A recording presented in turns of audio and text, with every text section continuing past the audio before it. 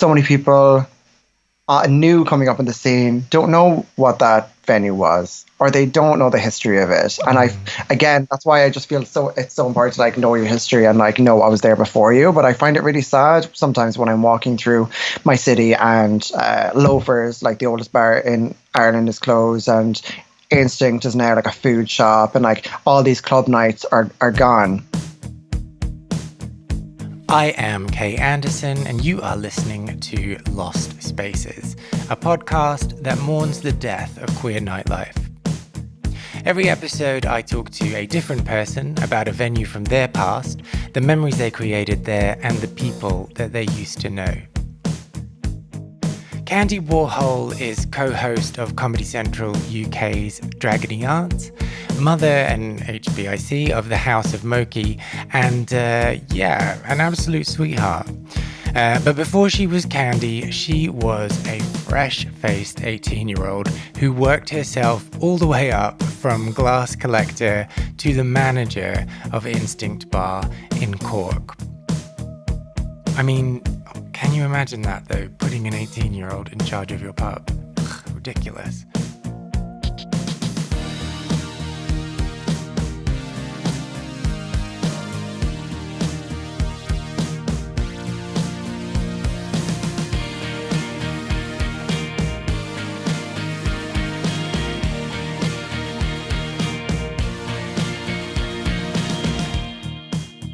So we are going to be talking about Instinct Bar. Instinct Bar. That is a very mid-noughties name for a bar. No. And you know what the tagline was? Guess. Meet your...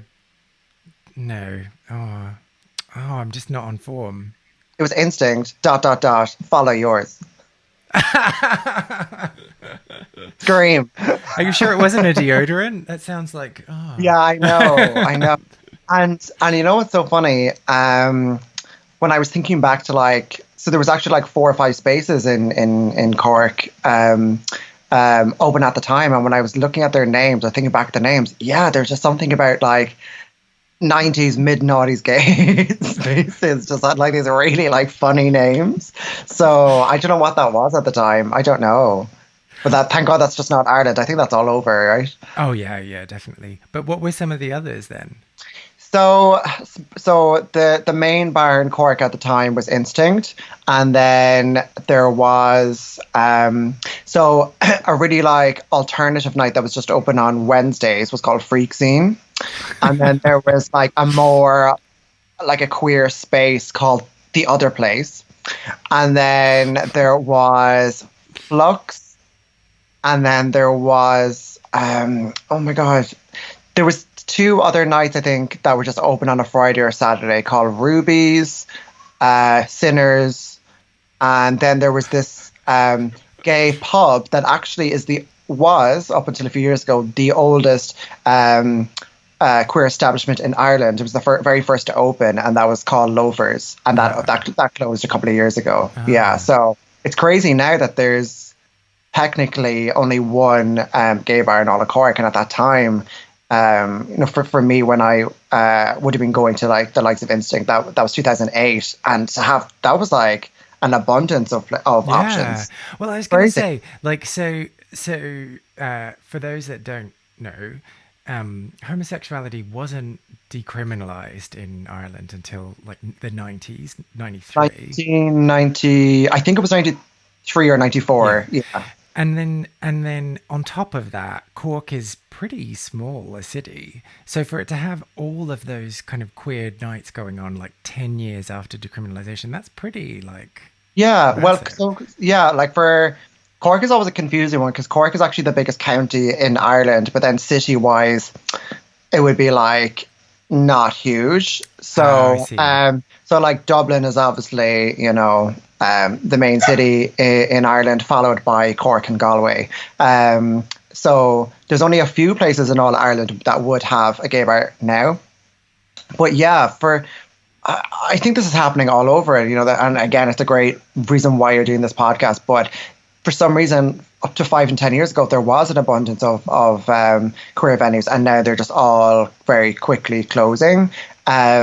And I think I just find it, yeah, I find it baffling that when I was coming out and clubbing for the first time, that there was actually a lot of options compared to now, you know? When being gay or being a queer person is far more acceptable and safe now, there's sometimes far less choice. And then that kind of like brings the debate then, is there a need? Is there not a need because it's more accepting? But I always feel that there is a need for queer spaces. Yeah. You know, Or have those spaces been replaced by things online, I suppose? Yeah, online or club nights, or is it just, you know, you can go to a lot of pubs and bars now, especially in Cork, that are primarily, you know, quote, straight venues and feel safe holding a guy's hand, you know, and I completely get that, but I think there's something said as well for having your own space and having a queer space where you just know, okay, you have the 100% security that nothing's going to happen, and you can, you know, maybe get a camper selection of songs and a drag queen, you know, but yeah, you know, like I get asked that a lot. Is there a need for queer spaces? And I 100% think that there always will be and that there should be. You know, I'm all for one, integrating everybody and incorporating, you know, like queer nights and you know, primarily straight nights together. But I think that there's just something said for just having this space that you can go to and feel like it's yours. Mm-hmm. And so then with Instinct Bar, in my extensive research online, I found that it opened in 2004, and then the last trace of anything that I found was a post from 2008 saying we're now 5 years old and we've been going strong since we opened in 2004, and then nothing. But you said that you started going there in 2008, so did it continue on beyond that? Yeah, it did for a little while. So yeah, this is really bizarre, like this story. And what's so funny is it's one of those things, you know, do you have experiences in your life where you just slightly forget about it, and then when you speak about them, when you think about them, especially for something like this, where you actually have to recollect your memories, things just come flooding back, but in a way where you're like, wow, that place really meant so much to me, and I can't believe I forgot stuff.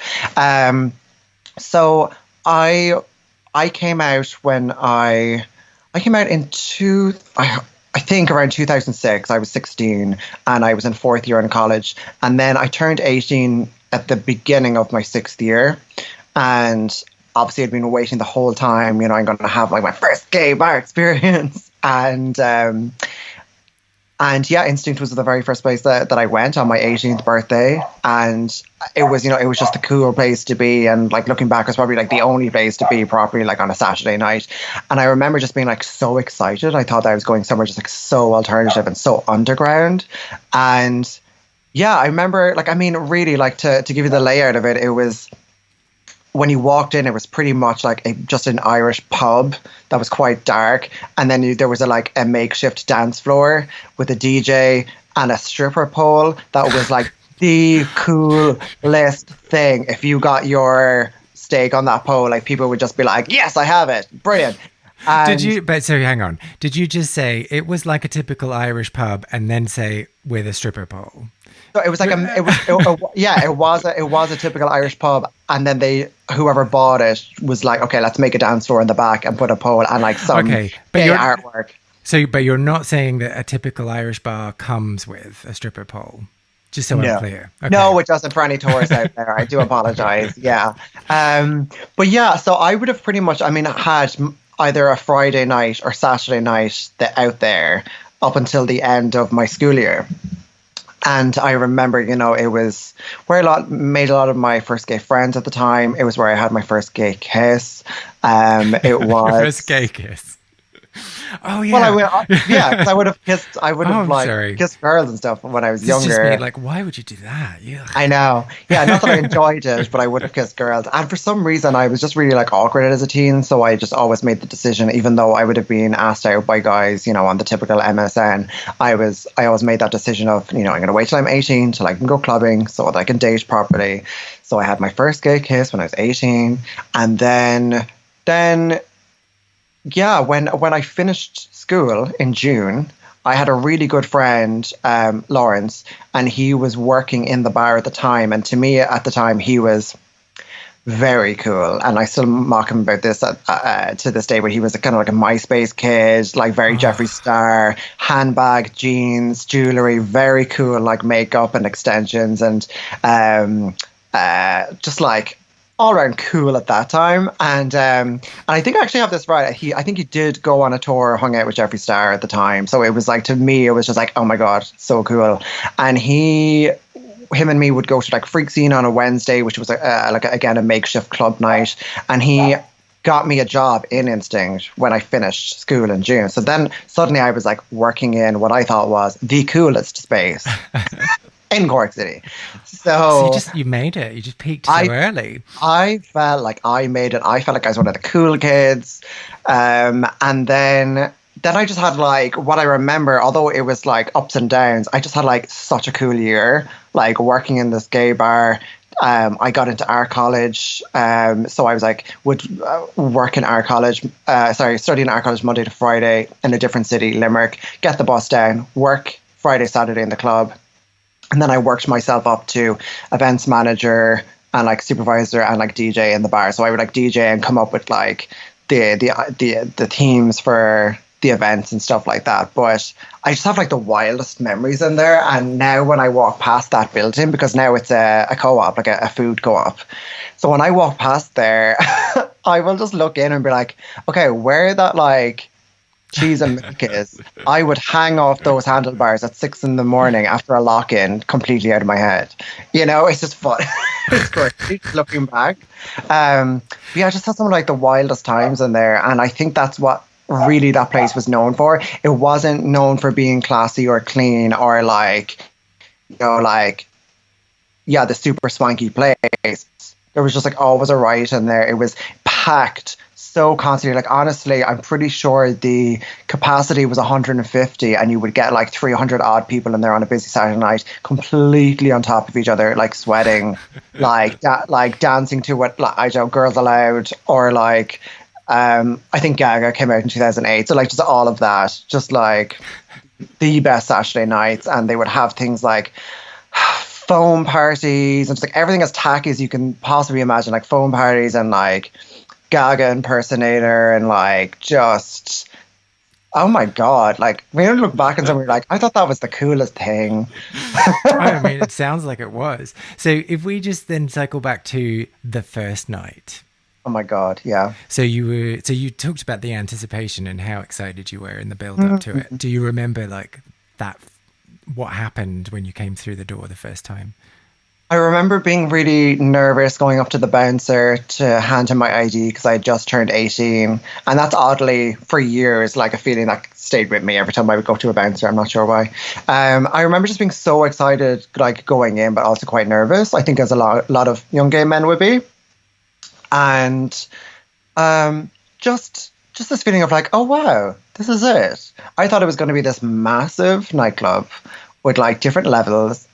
and it really was like this little pub and then the dance floor. So I remember I think I had my 18th birthday that night in a separate bar. And then myself and about 10 or 15 friends went, and I remember dancing to like my favorite band, Girls Aloud. I think it was Something Kind of Ooh was out at the time. That was like absolute bop. And living my absolute life, but also I think again this is something a lot of gay men can like relate to when they're 18. Being in that gay bar and like for the first time feeling people's eyes on you and vice versa. So like it's being checked out and checking guys out at the same time for the first time, and being slightly aware of yourself and like the new young, like, because you're in a small town, like one of the young new gay guys to like walk in, you know. It's not like you're like in London or New York where there's like thousands of us. This is like maybe like 100 or 200 of us, you know. So just, yeah, it was just like a huge mix of feelings. But I remember just being really excited, and I remember, especially for the first few months, I don't know why I would always lie, even though I was out to my parents and like quite proud and excited to be gay at the time. They'd be like, "Where'd you go on Friday?" And I would always say a different bar. just because at the time I just felt like I was somewhere that was really underground and secretive. And that's what they thought as well when I first started working there. They thought they just envisioned, they told me this years later, they envisioned me working in the bar and it being like a leather cruising bar. And that was not it. That was me behind the DJ decks playing Girls Aloud and Tattoo with a smoke machine. Being like, yeah. I mean, it's kind of close to a leather bar. I mean, that description, completely. yeah. Oh my God, it's great. But that's really interesting, isn't it? Do you think it's that, like, for want of a better term, that internalized homophobia? Yeah, 100%. Oh, that's completely what it was. I was ashamed. But why? I get like upset now when I think about it as to why. But again, like growing up, like now, oh my God, I'm so lucky with my parents and my family. But growing up, again, it was just what a difference I think a decade makes, because 10 years ago, just things were very, very different. And growing up, like in my teens, I knew I was gay. I mean, I knew I was gay. I knew I was attracted to boys from the age of like 7 or 8. And then I realized that I was gay when I was 12 or 13. And just through those years, it was always a negative. So in school, you know, I was a girl or gay, faggot, beaten up, like just called out. So it was from a young age taught to me that this was a negative, bad thing. And because, you know, I speak a lot about how lucky we are today. Although we have a long way to come, we're very lucky today with the amount of mainstream personalities that are open. And back then, really, it was, if someone was open, it was, you know, like the camp character in Coronation Street, or like just someone extremely flamboyant. And so yeah, I'd never had somebody to relate to, or it was just always this kind of, you know, it was definitely said to me a couple of times, you know, oh, thank God you're not gay, or like, at least we know you're not gay, like growing up. Which was really, I think, a way of my parents deflecting as well. And so, yeah, I think, although I came out to my friends at 16, I came out to my parents at 17. I think for the first year or two, there was still a very much a secretive trait about me that would just want to keep things guarded. And up until I think about when I was 21 and I brought somebody home for the first time. And that was really my test of like, things are either going to, shit's going to hit the fan or it's going to be okay. And it was okay. And then really once the drag came into things, like the dynamic of the family completely changed. And now it's a completely different world. But just at the time, I mean, we joked earlier about like the phone party. And I remember it was a Friday night, went to the phone party, couldn't get a cab because I was soaking from head to toe with my friend, and we were shivering and like laughing so much, and I got home and all my clothes were soaked. And I remember my mom coming in being like, where did you go last night? And I said a different bar, and she said, and what was happening there? I was like, oh, there was a phone party. And then her best friend's daughter was at the bar that I said I was, and she was like, there wasn't a phone party there last night. And that's when I was like caught out. And then there was almost this air of like, to me, I was saying, why am I lying? Yeah. You know, but again, I mean, it was slightly proven to me years later when my parents told me that that's what they thought I was at, like this sort of like leather bar getting like whipped by a daddy, you know? But so hang on, okay, so there's a few questions I have following up here. So that, first of all, that poor boy that you brought in to test your parents to stay the night. Lol. And I hope he's okay. Second of all, like, so is your mum this kind of meddling type then, that she's like going to go and check out with this person and this person and this person, and that's how she found out? No, I think my mom always to this day knows when I'm lying.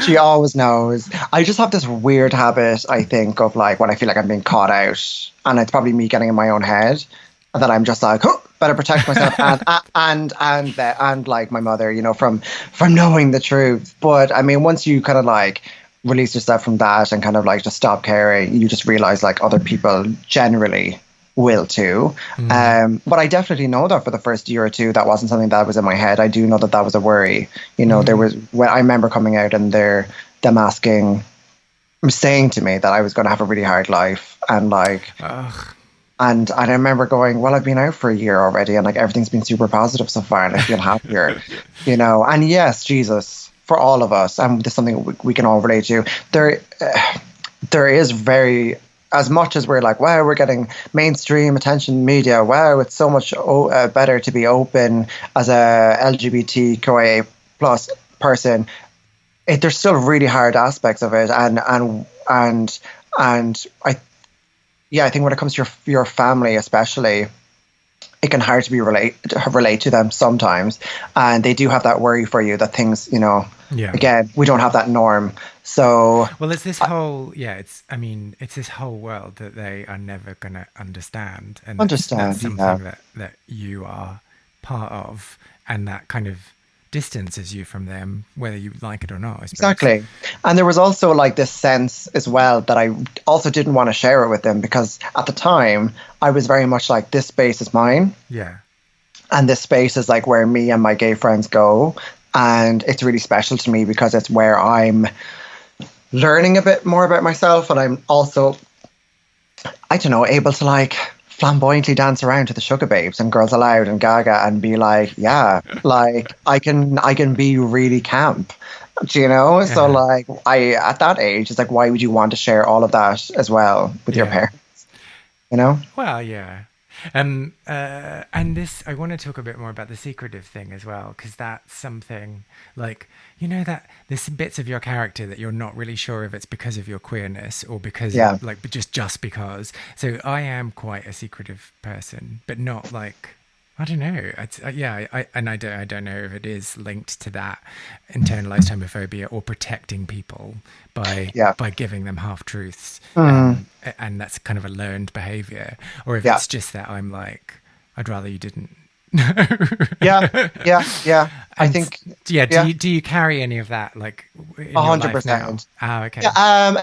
A little bit. It's something that I really, over the years, come to look back on and assess, and I'm much more aware of that. That's something that I used to do. And I remember my mom kind of saying, once you go past 25, you're really going to stop giving two shits about what people think. And that's 50-50. Like, I really, really did kind of gain a new confidence over the last couple of years. But I'm still a person that is quite self-aware and insecure at times. And I do worry about what people think or what they might say. So I wouldn't wear like my heart on my sleeve constantly. I think it's completely like, I think protecting yourself, and also, like, to get this right, just slightly when it comes to queer things and gay things, there is a slight bit of shame. And I think that's something that's just been like ingrained to a lot of us growing up. And it's really a lot of it's gone, but there's still little bits of it there. If you're speaking to your grandfather or somebody in your family and they're like, are you dating any girl? Or like, like, what do you do for work? Sometimes with me, I'm like, I'm a drag queen. But when you look around your family and there's people getting insecure and like embarrassed, that's like, it kind of like brings you back to like you being 12 and and then you're like, well, should I be insecure because you are? But so it's an up and down thing with me. It's something that like gets better constantly, but it's funny. Like, I think there's something about being at home or like being back in your home city, like things, or like having somebody call you out on the street or make fun of you, it'll just bring you back to that insecure 12-year-old at times. So you could have all the coping mechanisms in the world, but all it takes sometimes is just one small incident or word and you're completely brought back, Yeah, and there's that thing as well. So when you are in that position and you take the path of least resistance because you're rationalizing in order to protect everyone else's feelings rather than protect your own, like, you can understand in that moment, and you can rationalize that to yourself, but there is this thing that kind of just erodes you and like your sense of self-value by doing that and by making those choices over and over. Yeah, completely. I know. Where did we go? God, it's exhausting, isn't it, sometimes? Yeah. So anyway, let's talk about Girls Aloud, because that's a bit easier, I think. Oh my God. Who's your favorite? Nadine. Oh, really? Oh, okay. Wait, So that's not an Irish thing, is it? Yeah, it's a 50-50 thing. So I have two favorite members, and that would be Nicola and Nadine. When I was younger, when I was 15, 16, Sarah was my favorite because she was just like the wild child party animal. And then I went to see them. I think it was okay. So I've seen them live 6 times. So Okay. So you weren't fooling. You were like, oh no, I'm quite a big fan. So yeah, when I saw them live for I think the second or third time, and I saw Nicola in full like white porcelain like skin, I was like, I just have a thing with like poor singers and red hair, just typical gay. And she's stunning. I think she's an absolutely incredible vocalist. Her solo album, I think just like some of her songwriting is fantastic. But then also Nadine. So you have to think as well, right? Like Nadine was like in our Irish pop stars. So, and I don't know if you know the whole incident, like you can't not know the incident. So that was like all over the press over here. That was like everybody was the country. Like when that moment happened on TV, every person in Ireland was watching it because we only had like 4 channels. So everyone was like, she's 16. And when she got into Girls Aloud, the whole country was so proud of her. So every time she's done something, or they got another singer, they got another album, I've just always had like this proudness, but also class vocalist, class dancer, the hairography, the look, her solo material is fantastic. And I just think she is gas. Like her accent's so funny. She's such a great sense of humor. And I don't think you were expecting all of that. Well, yeah. I mean, yeah, it was a bit of a throwaway question. But, now I know a bit more about you. No, let's move on from Girls Aloud. Okay. But my first time I've ever said that. Oh, I'm sorry. Yeah. Let's bring it back. I'm trying to think of more like sordid, like absolutely like crazy stories that would have come from that bar. But well, I scribbled down when you were talking about your career progression through the bar that you were events manager for a while. Tell me, what does that role entail? That was like, and I think I can talk about this now because it was like 10 years ago, but like at the time it was like oddly, you know what a small town is like. It was like this really controversial time in the bar, and basically the bar went into liquidation, and a lot of the staff left or were fired, and I stayed, and this new manager came in, and I was just this like hungry gay who just like loved DJing, loved pop music, and was like, I want to DJ, I want to like run events. I had never stepped behind a set of decks before. My friend was a DJ and I would just watch. And I remember him saying, the manager being like, can you DJ? And I was like, yes. I was 18. I was like, I have my CDs burned. I can. I have an Napster account. And just being like, going behind the decks for the first time, I knew how to put in a CD, press stop, up and down, which, to be fair, most DJs. And I got offered like 4 nights a week because I just like knew my good pop music. I remember like my first track, Roisin Murphy, Overpowered, into Hercules, Love Affair, Blind. And I just remember being like, do. So I would do that 4 nights a week. And then I would be in charge then of coming up with, to like different events. So we would just like, I mean, every tacky event that you possibly have under like a queer space. But that was really the seeds for what would later become like my club night that I run now that does quite well. And I had seen in college, somebody had introduced me to Party Monster and the book Disco Bloodbath. And I think like every alt gay teen just really related with James St. James. Someone to aspire to. Here's someone to aspire to. Well, I aspired to James St. James. Oh, okay. So I wasn't killing anybody. But so in my first year in the bar doing that, I was very good at DJing. I was very good at putting events together, but I was not professional, I would say, behind the bar. But to bring it back to the Party Monster night, I decided to start this queer alternative night in Cork that lasted 1 night, I'll have you know. Because just at the time, there just wasn't a need. There just wasn't that scene. Like RuPaul's Drag Race was on season 1. So there was no drag scene.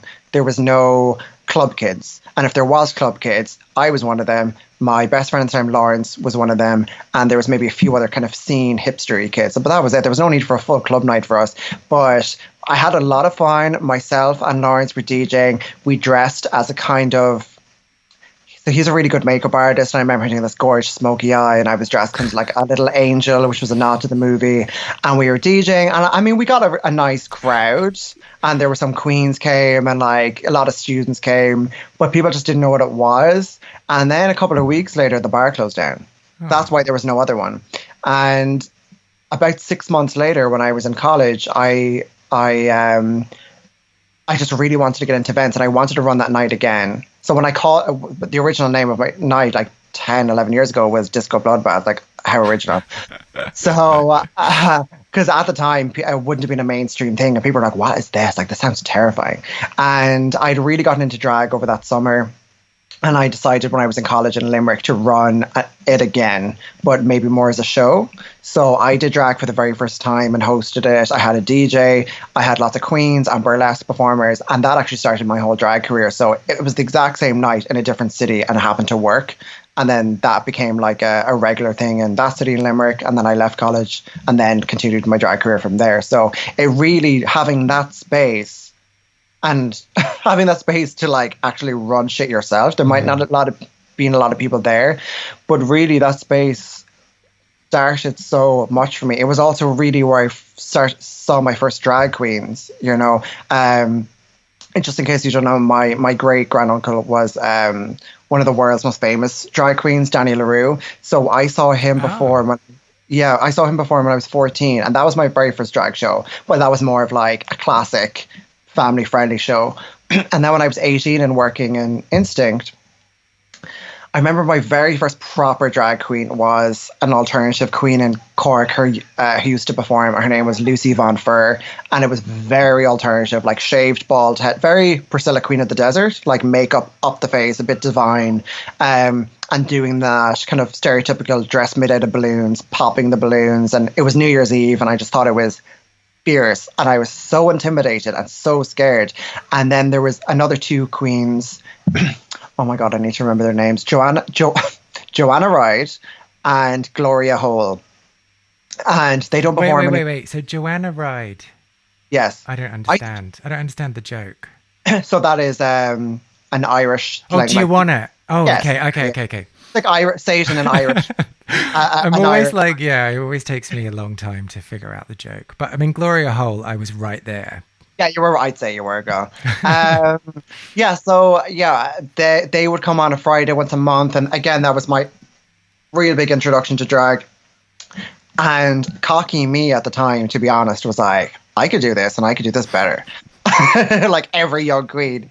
And this is actually a good bit of like Irish like queer history, but we had this incredible drag competition, like more like very alternative drag competition called the Alternative Miss Ireland, that ran from the late 80s up until 2012, and that was hosted by Panty Bliss, the drag queen, in Dublin. And that was like prestigious to get into if you're one of the 10 queens or club kids or drag kings picked, and they would sometimes air that on TV. It was that big, and it was called like Gay Christmas in Ireland. Like the theatre was over 2,000 people to go and see that. But Cork would hold like heats for that, and Instinct was tied in with the other venue that would run that. And so maybe 10 queens would compete against each other, and one would be picked to go off to the nationals. And I remember working in Instinct and the DJ saying to me, you could do drag, or you should do drag, and you would be really good at it, and you should enter this competition. And me going, yeah, I fucking should. And I was like obsessed with Andy Warhol at the time, because my art teacher in college school had introduced me to Andy Warhol, and Lady Gaga was like just coming out, so it was very that kind of like cool electropop like beginnings. And I was enlisted in it. I was going to be a contestant, and then the week before the competition it was cancelled.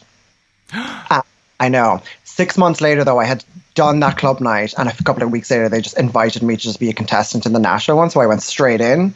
And thank God that fucking local one was cancelled, because even though I wasn't that polished in September 2010, 6 months made a difference, because I had 6 months to study and like watch loads of drag shows. And if I had gone out like in the Cork one, it wouldn't have been a good moment. But it was just this, especially that summer of like working like as a DJ and like having these like thoughts of like, okay, I'm going to do drag.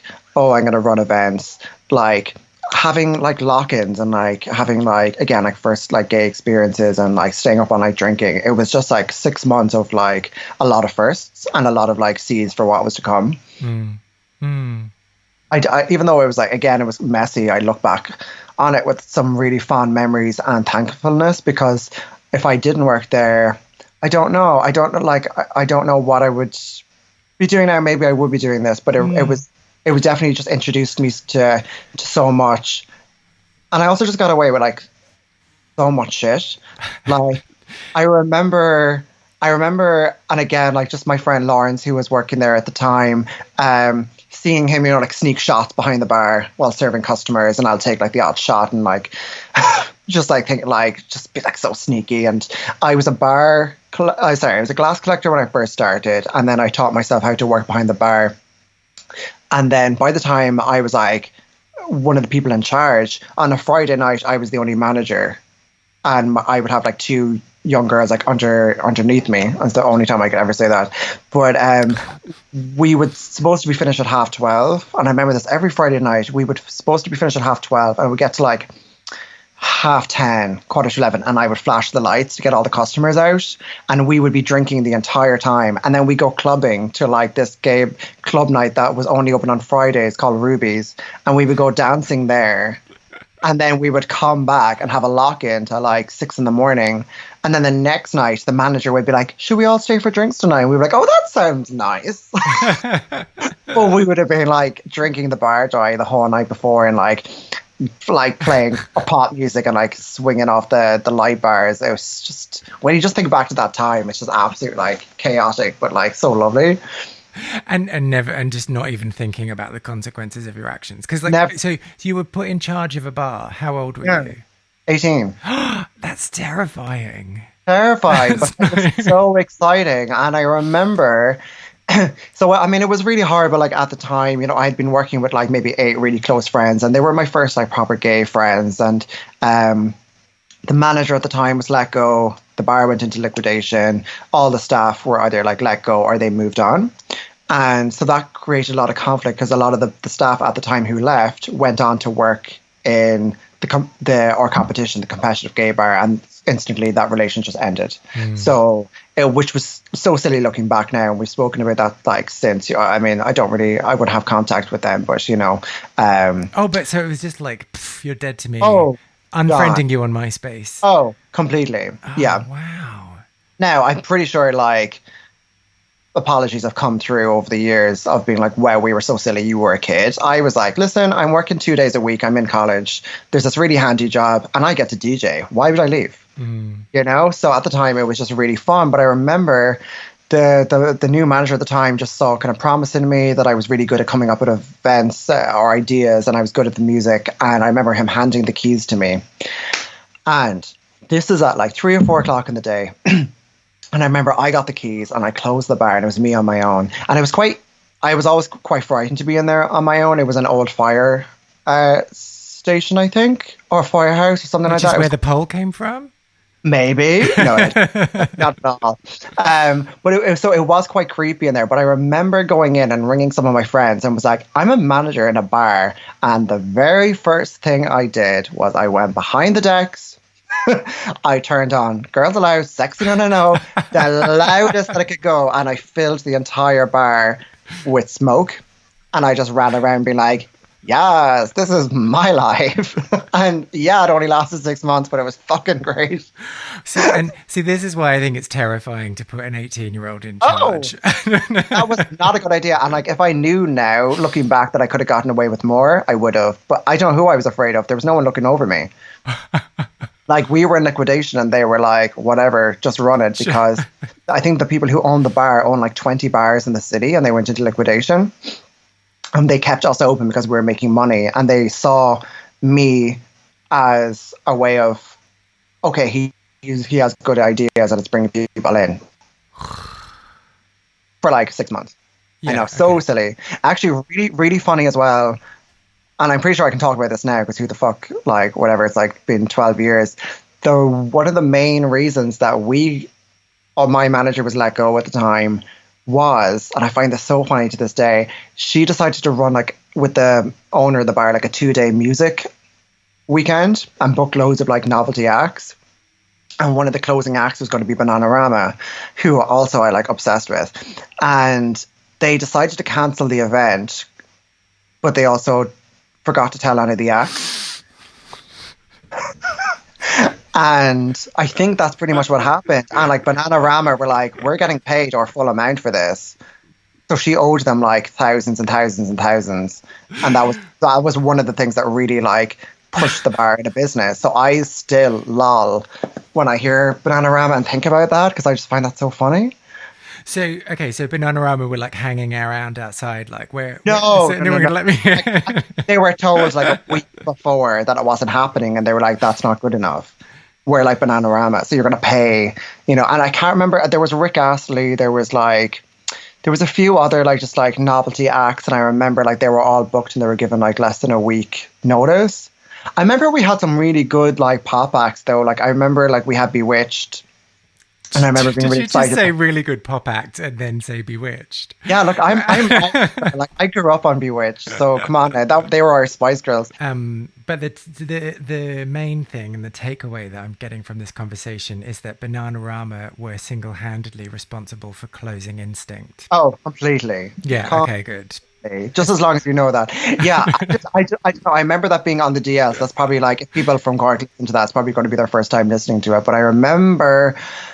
There's so many just stories that I just like I'm trying to rack my head, but I remember that really standing out to me by going, wait, we've cancelled the event? Oh wait, they're getting in touch. And I do remember what's the person who comes, with your letter of, you're due in court. Oh yeah, something summons. man. The summon? No, yeah. Yeah, there was quite a few letters dropped in. Oh wow! And you don't want to fuck with Rick Astley or Bananarama. No, you just pay that bill. Girls, Sarah and Karen, you don't want to fuck with them. But like, as somebody now who's like self-employed and working like in that like world, if somebody fucked with me and cancelled my gig a couple of days before, I would be the same. And not to mention, but being a banana fucking Rama. Do you know what I mean? Well, I mean, yeah, okay. Like, I know I'm making light of this, but like, it's pretty standard thing to do if you're going to cancel the event. Tell people that you've booked, that you've cancelled the event. Yeah, pretty much. Yeah.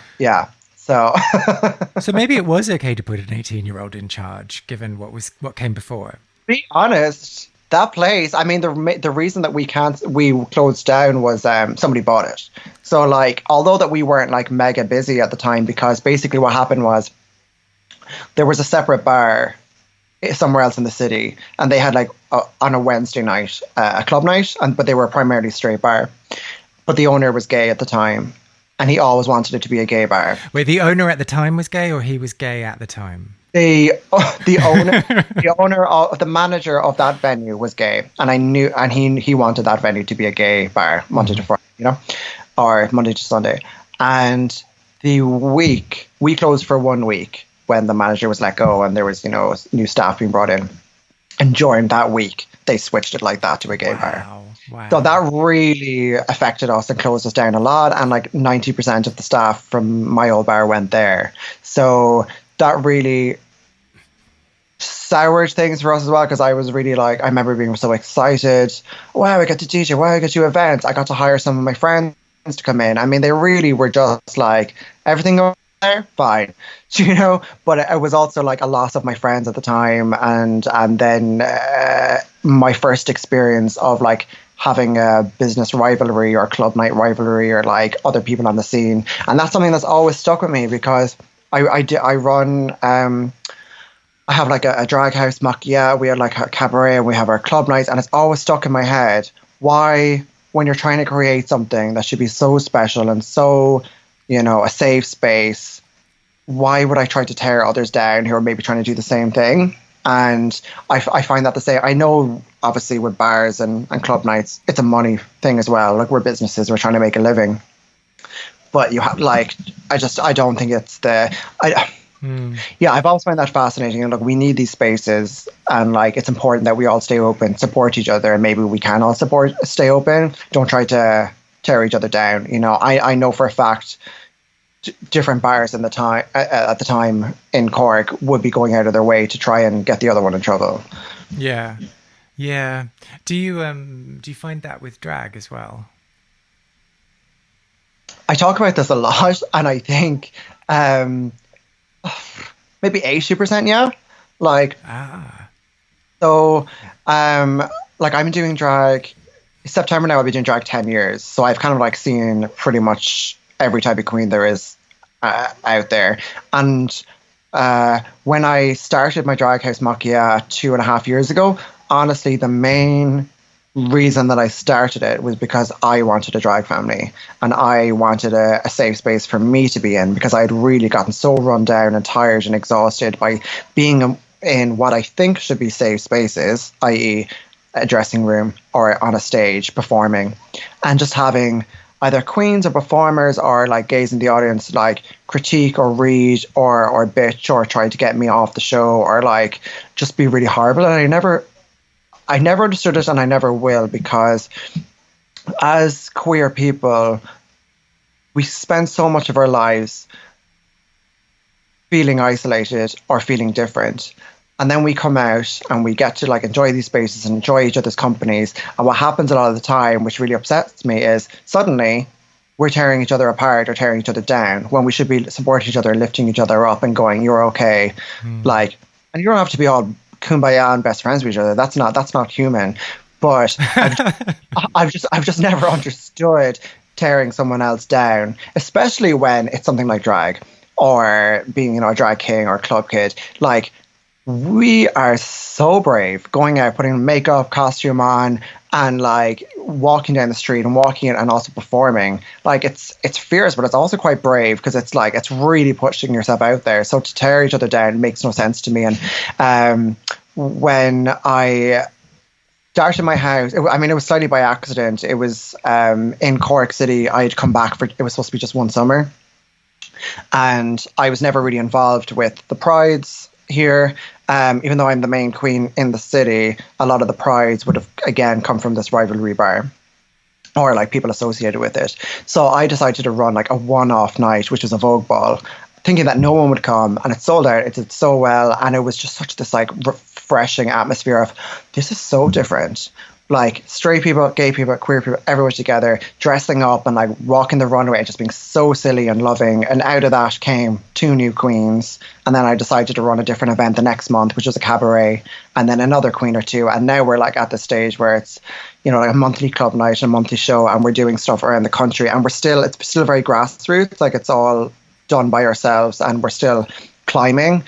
But even us as a group of queens, we're known in Ireland for being very friendly and very like inviting, and there's still pockets of queens around the country who are very like catty and competitive. And that's something with my own drag that I really try to change. I try to change people's perspectives that we can be catty, but I also try to change queens' attitudes and behaviors when they're on my show. It's like, look, we might not come out as best friends, but you're a professional. There's not like, why are you being catty? Like, I don't care if you're like doing drag 10 years or 1 month, or you're a drag king or you're a drag queen. No one's better than each other. And a lot of people come out of my show with a much nicer attitude, and I quite like that. So I feel like through the show we're doing good at least, and also like creating this really fun atmosphere for us.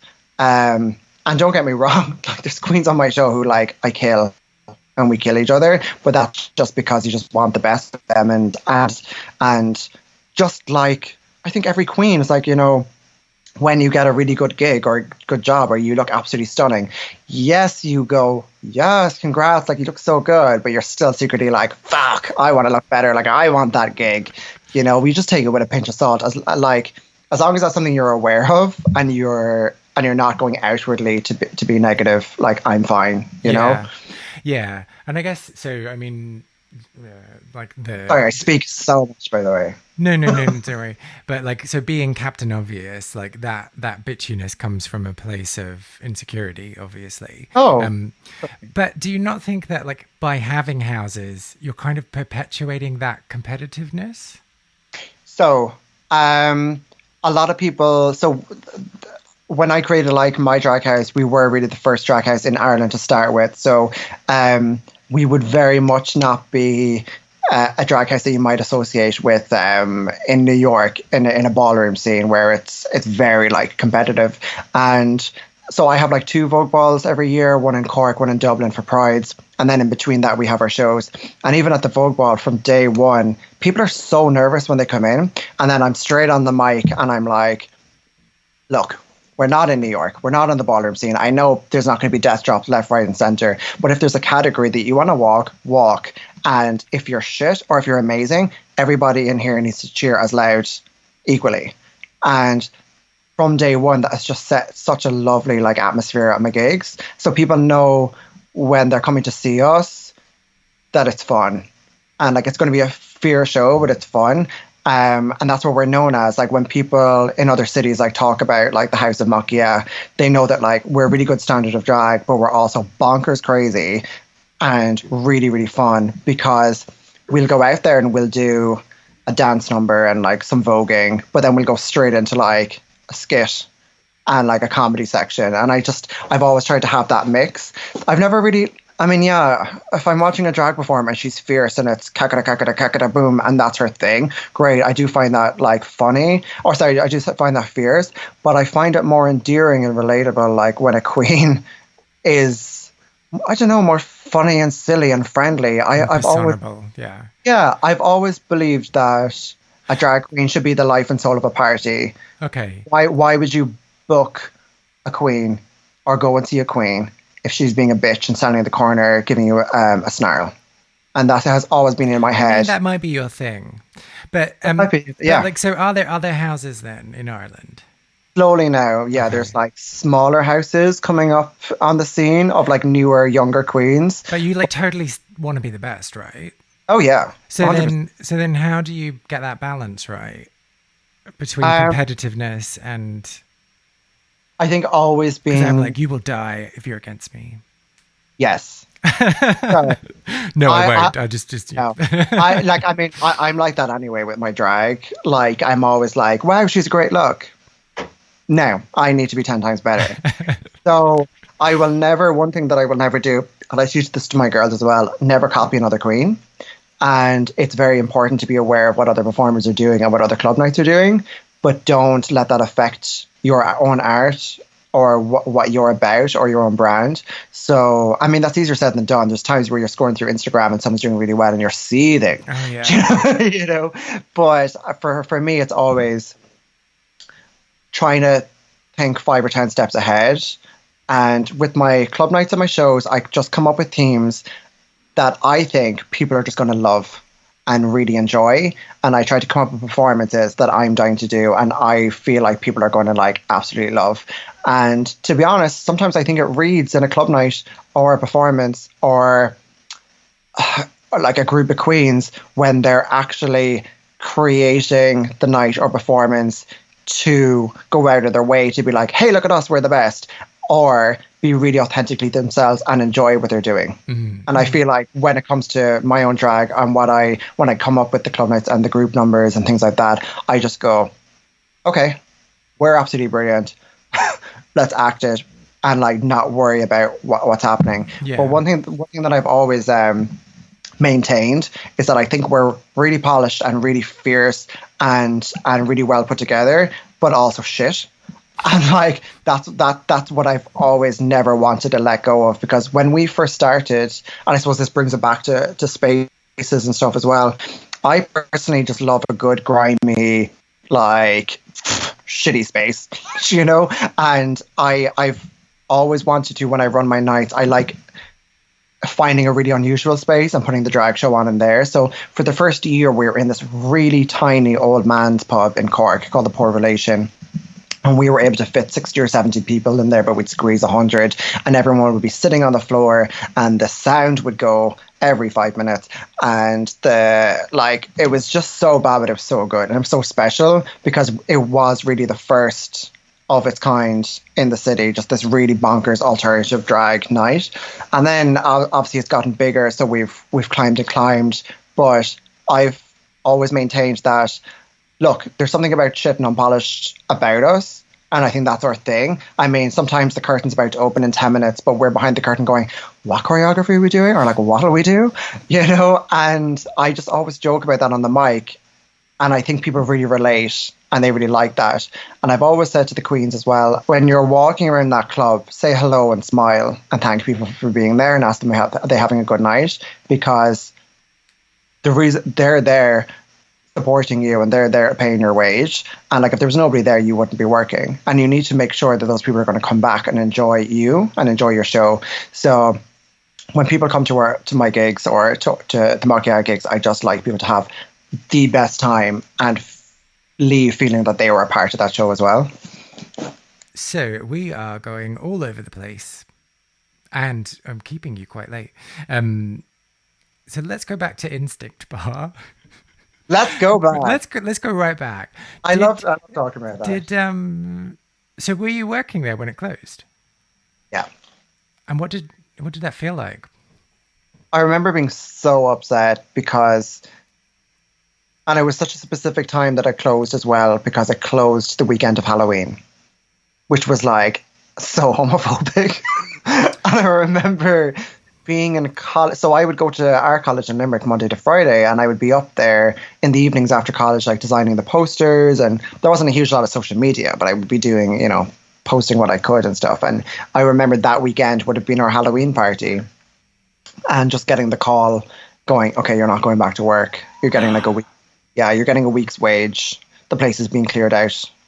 And I really should have seen it coming, because again, the bars that this group owned were going into liquidation and they were closing left, right, and center. And they were bringing us in going like, do you want extra pocket money? Do you want to help us close the bar? It's just that we were constantly told, you're doing great. And we were kept open at least 4 or 5 months later than the rest. So we were not very busy, but we were doing okay.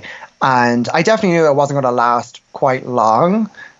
But for it to be closed, like with absolutely not notice, and I wasn't able to say goodbye to my friends. I wasn't able to say goodbye to the space. I wasn't able to even go in and get like all my CDs.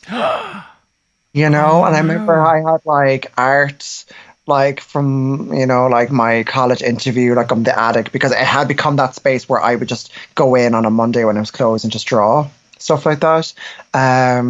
So it was just a lot just taken away from us really quickly, and I remember just being really scared, yeah. And then just having to try and find a job to get me through college. So, yeah, I remember being so sad. So I know it's not really the point of the story, but did you get your CDs back? Did I get my CDs back? I don't think I did. Oh, no. I mean, I would have had a collection of them with me, but I remember like up in the DJ thing, like most DJs did at the time, just like lots of scattered CDs and like just like posters and just stuff that, I mean, I would say to go back in now, it would have just been like a collector's dream for that time, you know, like posters for the drag shows and just like all the CDs and like the really old decks and things like that were just like taken and thrown out, because the funny thing was, so there was a really, really tiny gay bar on the opposite side of the city, and they bought it. So they opened it with the exact same name, which was so confusing. And now it didn't last that long. I think it lasted 6 months. And it was also quite seedy. Now I say seedy, it was seedy. Like we were just like this camp gay pop club. They had more like they turned like the smoking area into like a dark room, like had a cage, like all that type of stuff, which is like absolutely nonsensical for like a tiny like town. Like what were they thinking? But people thought I still worked there, and I remember being like, no, I don't work in there. Like I have nothing against any of that, but like at the time being 18, I'm like, no, I don't work in there. You know, like I don't do that. And I remember just being so sad because it was just like the real closing of a chapter. And I remember before I ended up in retail for a couple of years, a few weeks later, I just got a job in a bar in Limerick, in the town that I was in, and I lasted 3 days because it was so strict. And I was like, this is not the fun bar experience that I'm used to. What do you mean I can't play Girls Aloud? Couldn't play anything. There was a dress code. I mean, I was at that stage of, you know, being in fashion college and dressing like absolutely so stupidly. But like at the time, I mean, I think that everybody when they're 18 to their early 20s should just go through a phase of like just dressing however they want. And I would have like Dead or Alive cassettes or like vinyls like around my neck and like backwards cap and be like, woo, which is like so stupid, like UV paint, and just like really enjoying myself, like dressing up each Saturday night that I was working, and it was just like a really fun special time. So I think when that closed, it was quite sad for me, and I finished the year at Irish in college, and I had gotten like a part-time job in retail, and then I moved to Dublin for 2 months for the summer, and there's a very famous bar in Dublin called the George, and they would have a really regular drag shows, and years later I would have become one of those queens. But that summer I remember just going to drag shows 3-4 nights a week. And when I went back in September, I knew going back into September, I was like, I'm going to start running those club nights that I was working on ideas wise in Old Instinct in college, and that's what started my drag career. But so I didn't like lose like the want to do events and stuff, but just having this like really fab space taken away from you was just so sad. And I mean, I can't say much about the other bar that kind of like pushed us out of business, because it's still open and some of my friends work in there, and that's great. But it's much more of a gay venue now, but it's at the time it was much more of like a business corporate decision. You know, like it's a bar that's owned by a chain, so it wasn't this kind of like little grassroots bar being run by like a little queer family. It is now, but at the time it was very like, it just felt very personal. Yeah. That being taken away from you as an 18-year-old. Yeah. Like, cause there's that sense of ownership, isn't there? Oh, completely. Yeah. And it was also just like a really like exciting time to be like in charge of things, and like just I'm so proud. Like, yeah, I wasn't like doing that well, but like bringing friends in and going, I can run a club night and I can dress this, and you know, like I can give my keys. I've got the keys. Like, does anyone want a drink? Like, boom, like free drink.